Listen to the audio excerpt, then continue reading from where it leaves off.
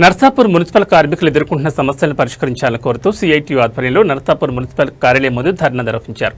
ఈ సందర్భంగా సిఐటియు జిల్లా కార్యదర్శి ఎం మల్లేశం మాట్లాడుతూ కార్మికుల సమస్యలను పరిష్కరించాలని ప్రభుత్వాన్ని డిమాండ్ చేశారు. ఈఎస్ఐలో నామినీ పేర్లు చేర్చకపోవడం వల్ల ఆరోగ్య సమస్యలు వచ్చినప్పుడు కార్మికులు ఇబ్బందులు పడుతున్నారని వెంటనే నామినీ పేర్లు చేర్చాలని కోరారు.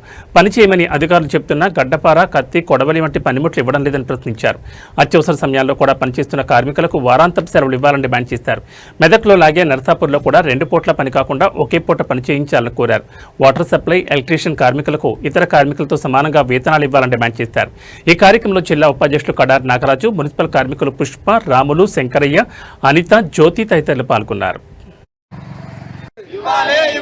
తగ్గించాలి పని విధానాన్ని వెంటనే తగ్గించాలి. ప్రతి ఆదివారం సెలవు దినాన్ని వెంటనే ప్రతి ఆదివారం సెలవు దినాన్ని వెంటనే తగ్గించాలి. పని విధానాన్ని వెంటనే తగ్గించాలి. ప్రతి ఆదివారం సెలవు దినాన్ని వెంటనే ప్రతి ఆదివారం సెలవు దినాన్ని వెంటనే